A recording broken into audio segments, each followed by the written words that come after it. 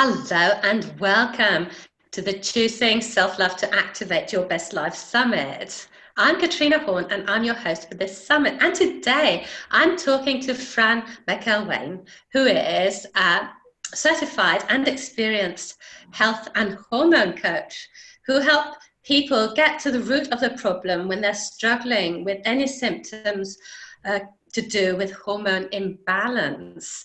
So she helps you reclaim your health and also feel like yourself again. So what could be more self-loving than that? Welcome, Fran. Hi, Katrine. Hi, everybody. What a real joy it is to be here with you today. Well, we're so grateful that you could spare the time, and we've got so much to go into because we're going to talk about loving our hormones and loving ourselves. So there's so much to dive into. And to start off with, there's a link between how our hormones are behaving or not and what we eat. And I think this is where you can really help us get some clarity. And my first question to you is about what we eat, because we've got into some eating habits that might not be serving us. And it's always difficult to change things when it's got to do with our habits and our emotions. And I think that eating is linked to our habits and emotions. So where is it that we can go in really to start this change happening, Fran?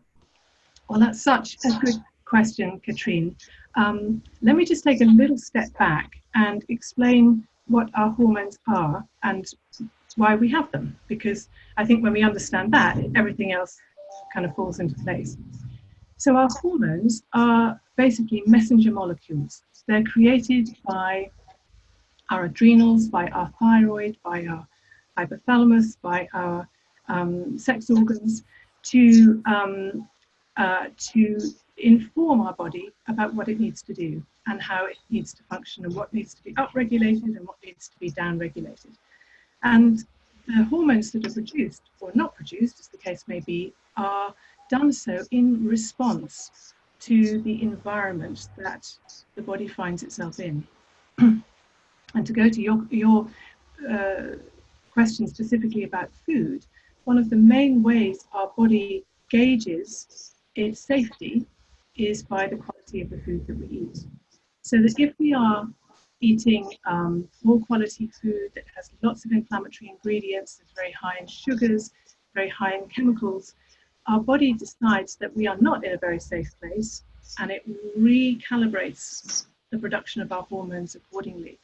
If, on the other hand, we're very happy, we're relaxed, we're eating beautiful organic fruits and vegetables, and we're moving our bodies regularly, the whole system feels safe, it feels secure, and it's able to naturally regulate the hormones that it produces, which then has a powerfully beneficial impact on our overall well-being and health. Wow.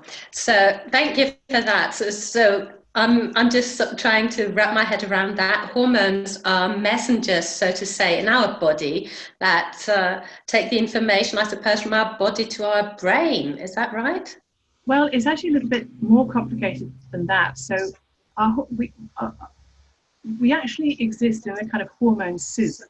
So and our hormones interact all the time with the neurotransmitters, which are the chemicals that tell our brain what to do and how to feel, and with the various organs in our body. So they circulate around our entire system. And this is why they're so important, and why any dysregulation in our hormone system, and that's not just the sex hormones. I'm not just talking about, menstrual issues or menopause issues, although those are terribly, terribly important, but our appetite, how our appetite is regulated, the speed of our metabolism, how we detoxify, how our moods are all impacted by the hormones. They're very, very, very important, and they're connected.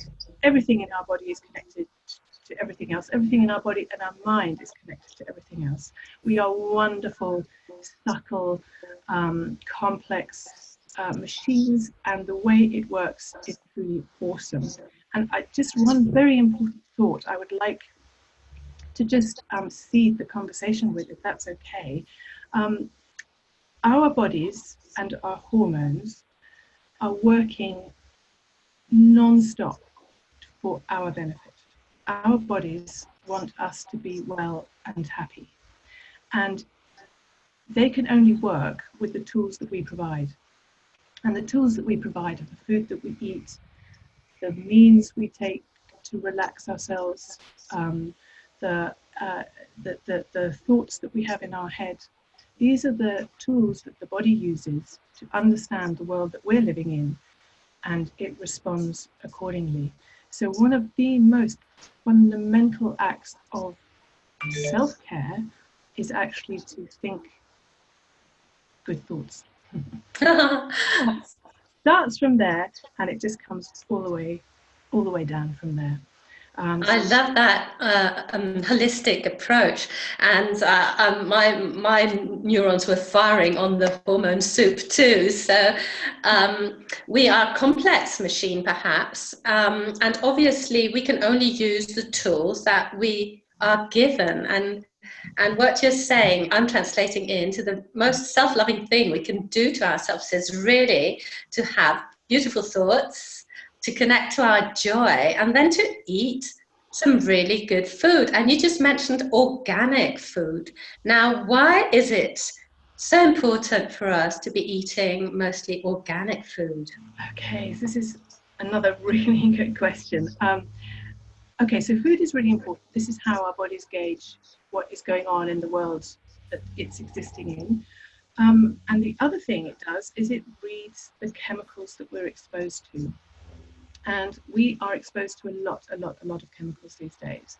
Obviously, there are the particulates in the air and fumes that we breathe. If we live in cities, there are lots of chemicals that we're exposed to, the agricultural chemicals if we're in the country. And a lot of these things we don't have any control or choice over. They're part of the world that we have today. But where we do have a choice and where we do have control, this is an opportunity for us to exercise that power. And actually, we do all have more power than we realize. And every single penny that we spend is a vote for the sort of world that we want to live in. And so I really encourage my clients to choose well when it comes to spending their money.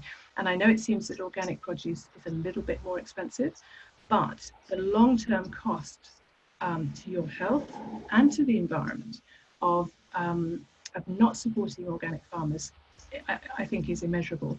And the fact is that when it comes to our hormones, the chemicals that are in the pesticides and in the fertilizers, irrespective of what they're doing to the bees and all the rest of it, are either suspected or known carcinogens. They are known to cause cancer, and more often than not, they are what are called endocrine disruptors. And that endocrine system is this hormone soup I was talking about. It's our entire hormone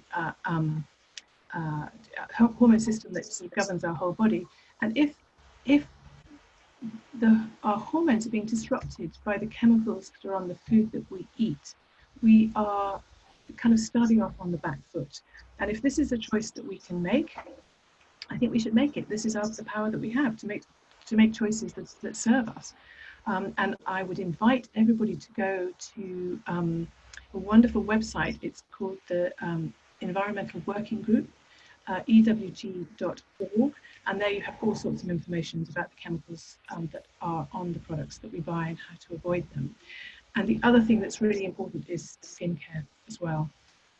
I think the average woman in the UK is exposed to 16 different potentially hormone disrupting chemicals every day through the products that she uses: her shampoo, her cosmetics, her skincare, and antiperspirants and deodorants are a big problem area as well.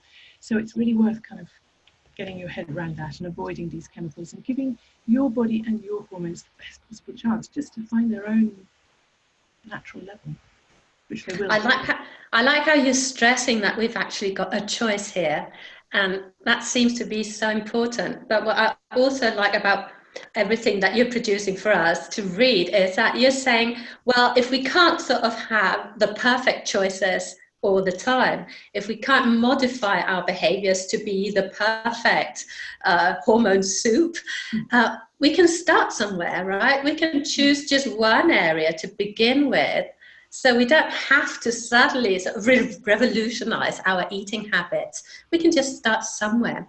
And this somewhere, I think for many people is to have a look at their sugar consumption, isn't it? Because nowadays we're eating so much more sugar than we ever have in the whole history of mankind.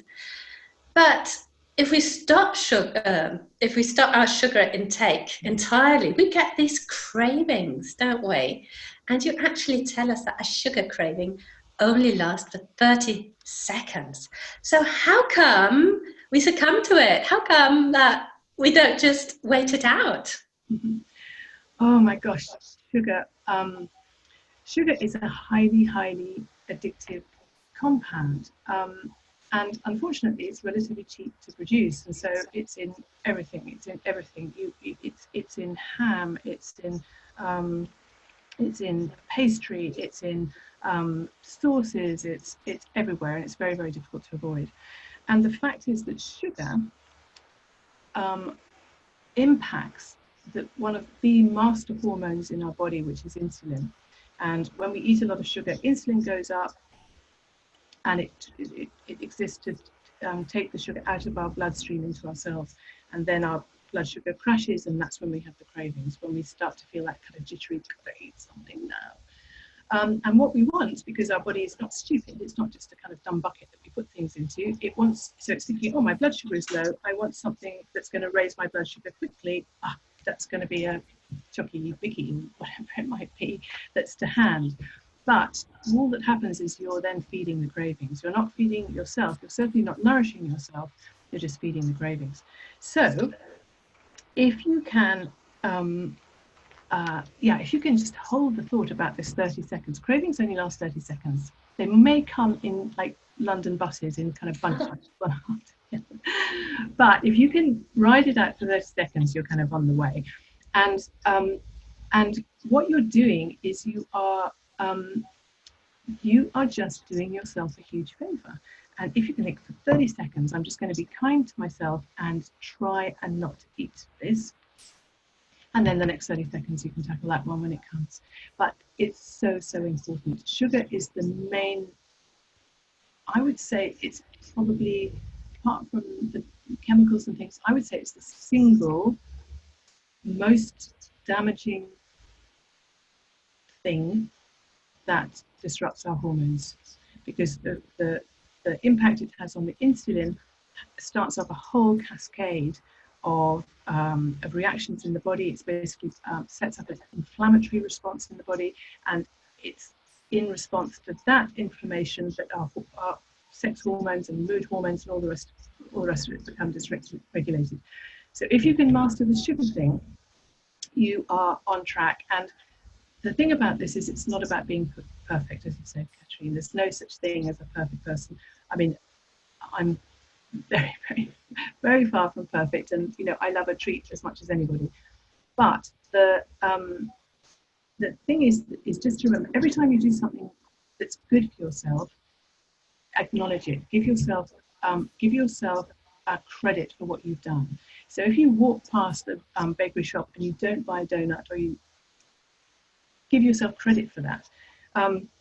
What we tend to do is we're kind of hardwired to focus on the things that we did wrong. And so we beat ourselves up with, oh, I had this, or I had the chocolate. And then there's that whole kind of narrative that comes in, oh, if I've had one piece of chocolate, I might as well eat the whole bar, or that's it, I've blown it this week, I won't start until next Monday. And all those sorts of negative things that come up. If we can just move away from those and think, I didn't have 3 pieces of chocolate, I only had 1 piece of chocolate. Big tick, well done me. That's much, much better way of approaching it than, oh my God, I had a piece of chocolate, I've ruined everything. Because you haven't. 1 piece of chocolate doesn't ruin anything at all, ever. And it's just a question of understanding that we are all human, we all make mistakes, and we're all trying really, really hard. And we need to feel good about the effort that we make. rather than beat ourselves up just for being who we are.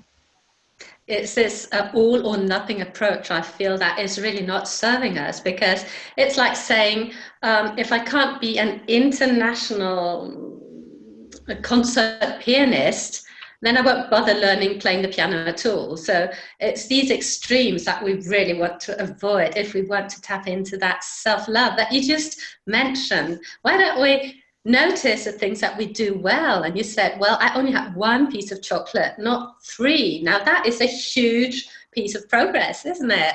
So moving on a little bit with the sugar idea, the problem with sugar, it seems to me, is that it is insidious. It's everywhere where we least expect it. And you also tell us that actually our body can't recognize the difference between sugar and, let's say, wheat, white bread. So what does that mean for us and our hormones? Well, this is a really key point. Yes. These are what I call savory sugars, which are really, really disruptive. So people can feel they've been avoiding sugars, but they've perhaps been having sandwich for lunch, or they have pasta for supper. And these highly processed flour-based products, so that would be baked products and pastries and cakes and croissants and all of these things, are converted by our bodies into glucose really, really quickly. In many cases with flour, it's actually quicker than pure white sugar, which is astonishing. And that's where the problem rises. It's the speed that the body converts these foods.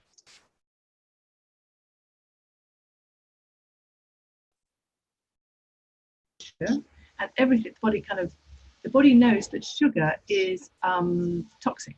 And so everything is mobilized to get sugar out of the system as quickly as possible, which includes insulin levels going up, all sorts of other things happening. The body goes into a kind of, oh my gosh, we've got to get sugar out of the system mode, which pushes our cortisol levels up, which makes us feel anxious. And there's a whole load of things that happen, because basically the body does not want to have sugar in the bloodstream at all. And unfortunately, that our standard supermarket diet, as you say, sugar is insidious. It's in everything, and it's very difficult for us to avoid it. But the first step is just to be aware. Have a look at the package labels, and just take your own power back. Be aware of what's on in the foods that you're eating, and giving to people that you love, and and then just make your own choices and decisions based on how you feel about that. And yes, it's not about being perfect. And this whole concept of perfection really undermines us. And women in particular are so assaulted by this idea that we have to, that we are not enough. We're not thin enough. We're not young enough. We're not old enough. We're not rich enough. We're not whatever enough. And we're bombarded with messages all the time telling us that we have to measure up to some impossible scale. We don't. We just have to be ourselves. We have to honor ourselves, and we just do what we can as we can do it. And every little positive step, every little tiny choice is a blessing. Every little tiny thing that we do for ourselves is a way of telling our bodies that we're safe and that everything is okay. And gradually it becomes easier and easier to do more and more of those little things. And that's the way to go. So it seems to me that the self-loving thing here is to not let your hormones get out of control and not have these peaks of blood sugar and these crashes of blood sugar happening all the time that then affect your mood and affect your emotions that again you're trying to control. So it does seem to be just a little bit like self-sabotage if you do let your blood sugar go up and down like wildly during the day, because this has consequences, doesn't it? And it creates so much more work for you in having to then try and control some emotions that you can't really control anyway. Absolutely. It puts us on this whole roller coaster. And the thing about change is that it happens gradually, and it's not something we don't suddenly. It's almost impossible for us to be one thing one day and something completely different the next day. It just doesn't happen like that. There is a natural rhythm to the way things work. There's a reason it takes 3 months for one season to blend into the next. And that's actually the speed of, that our body works at. So if you allow yourself a kind of a 3-month horizon on any changes that you want to make, it's much more relaxing. This kind of 10 days to a bikini body nonsense is so damaging and unhealthy psychologically and physically as well. Just allow yourself to ease into the changes that you want to make, and honor yourself for every single little step along the way. And change is important. We, as human beings, we need to develop and move forward and kind of explore new things. That's one of the things that nourishes us. And there's this wonderful quote from Laurie Buchanan, which is, whatever you are not changing, you are choosing, which I think is really, really powerful. So yes, it is important to change things, but honor yourself for the effort that goes into it, and just take it a step at a time. And the sugar is difficult because, as you say, it's everywhere. But I don't want anyone to feel any sense at all of self-blame about the sugar issue, because it is not your fault. This reaction to sugar is not your fault. I actually used to, in my previous world, I used to work in new product development for companies like Pepsi and Nabisco, which is just the mixed biscuits. And I've sat around the room with food scientists. There's a kind of big fat clue there in their title, as they develop products, and they were talking about terms like mouth feel and emotional response and all of that kind of stuff. They designed these products specifically to make you want to eat them. They are blending the salts and the sugar to exactly the point where you can go, you can eat an entire tube of those false crisp things. And the reason for that is because it's exactly blended to have the balance of salt and sweet that you can keep going. If it was all sweet, you would stop. If it was all salty, you would stop halfway through. So, and again, take back your own power. You have the power to choose what you want to eat and how much of it you want to eat, as opposed to other people making these decisions for you. This is your body, your life. You can put into your body what you want, not what anybody else wants. And you're such a marvelous example of that and the whole transformation that you have undergone. So could you talk to us about what spurred you on to take, to start this whole journey that you've been on? Well, I was, so about between 15 and 12 years ago, I was in a very sad place. I was approaching 50. I was pre-diabetic. I was 30 or 40 pounds overweight. I had joint pain everywhere. There were some days I could hardly walk. I had headaches all the time. I was taking painkillers like Smarties. And I was kind of self-medicating with food. I was on this whole kind of sugary pitch and toss business, and I would rush to work in the morning. I'd skip breakfast. I'd have like a big latte and feel I was being really good if I didn't have the croissant that morning, but I'd probably end up having the croissant at 11 o'clock anyway. Then it would be a sandwichy kind of lunch, and then I'd hit that big dip in the afternoon and feel exhausted, and so would kind of be chocolate time and a cup of tea. And then I would drag myself home, and I'd sort of basically inhaling a glass of wine and a packet of crisps before I got through the door. And so I was all over the place, and I was ill. I was exhausted. I had this fatigue. I was just dragging myself around all the time, and I was unhappy. I was really, really depressed, and I was frightened. I thought, oh my God, I'm not even 50 yet. And if I feel like this now, what's it going to be like in 10 years' time? What's it going to be like in what's it going to be like next year? It's just, I was miserable.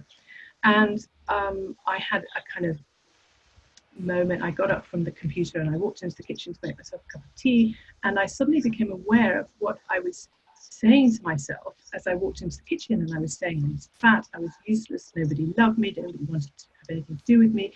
Who did I think I was, thinking I could blah blah blah, whatever it was I was trying to do. And I literally bullied my own self. I bullied myself into tears. And I sat at the kitchen table with my cup of tea, and I just thought, this is ridiculous. Why, what? I just can't bear this anymore. And I decided that I just had to work out what was going to make me happy. And actually, it was depression that was the most debilitating thing at that particular point for me. And so what can I do to make myself happy? And I kind of explored all sorts of things. I tried yoga. That didn't work. I tried going to the gym, because you're kind of told that you've got to exercise, and that if you're overweight, it's because you're greedy and lazy. It's not true, by the way. And so I tried all the lazy things.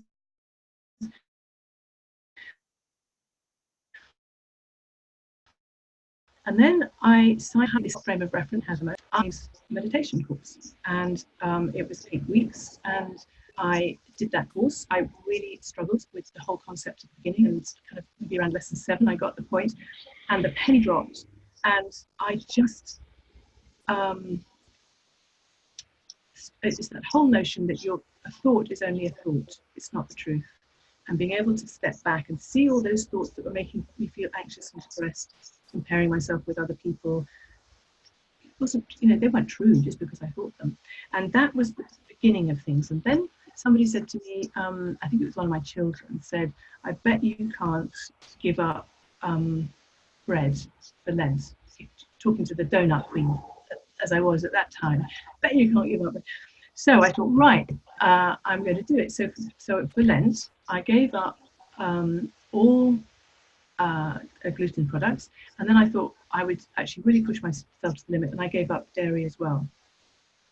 And I was absolutely astonished. So the first week was really hellish. It was really, really difficult. And I had all sorts of headaches and detox symptoms, and I really exhausted. And I thought, oh, this is a nightmare.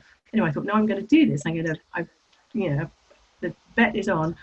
And then week 2, it was like I woke up one morning and I thought, something's strange. No aches and pains. No, no kind of that little stiffness in the morning as I got out of bed. That's different. And anyway, by the end of the 40 days, I was like a new person. And I thought, I was so fascinated by this. Why had giving up these foods made such a difference to my life? So then I went on to study nutrition and health coaching, and then I studied functional medicine, because I wanted to understand all the dynamics that were, all the different threads that were knitted together to make us who we are. And then I also studied life coaching as well, because actually at the end of the day, what makes a difference between us achieving what we want to is how realistic the goals are that we set ourselves, and the sort of stepping stones that we allow ourselves along the way.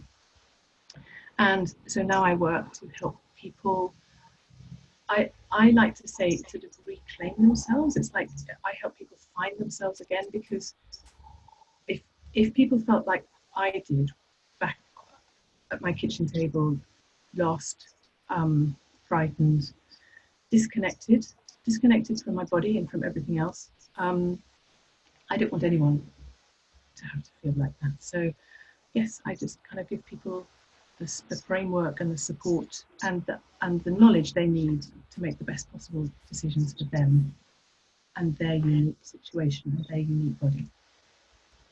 Well, that is so great, such great inspiration for us all, because I'm sure many of our viewers have been in a similar situation, perhaps not quite as bad as that, but just stop to think about it. What would happen actually if those self-defeating thoughts, if they stopped and you started feeling good about yourself, right? And as Fran said at the beginning, it's all interconnected, right? So you can start somewhere. You can start with your thoughts, or you could start with what you're eating, and get to that place where everything will be lifting and you'll be becoming who you really are. That is a beautiful message, Fran. Also about Fran, what I really loved is her free gift. It is so useful, practical, and just delicious to dive into. So could you walk us through that, please, Fran? Yeah, absolutely. So what I've done is I've just pulled together all my personal experience and experience of working with hundreds of women who've gone through their own struggles with their hormones and their health, and of course all the kind of training and knowledge that I have, and I pulled it all together into a kind of, I call it a hormone cheat sheet, which is basically a kind of a directory, if you like, of all the good things and positive choices that you could possibly make to support your health and to support, importantly, your hormones, and allow your hormones just to do the job they want to do, which is to look after you. And there's quite a lot in there. It's quite sort of, it's quite hefty in terms of the content and the amount of information. And it can, sometimes people think, oh my gosh, I'm never going to be able to do all of these or any of this. Just, first step is just to kind of absorb it, let your body process the information, and when the time is right for you, you will naturally start to make all the changes that you need to make. And just allow the change to happen. It's allow yourself to take back control, because that's your gift. So let's all take back control of our choices so that we can really design how we want to live, right? Please go ahead and download this hormone cheat sheet. It's really brilliant. You will find the link in the same email where you've got the link for this interview. So thank you so much, Fran, to share all that wisdom and inspiration with us. Thank you so much, Katrine. What a lovely, lovely chance to chat and share, your thinking on this as well. And I have to say, your approach is so uplifting. I've just really enjoyed being with you this morning. We aim to be the inspiration on this summit. So thank you, Fran. Hope to talk to you soon again. Bye for now. Take care. Bye-bye.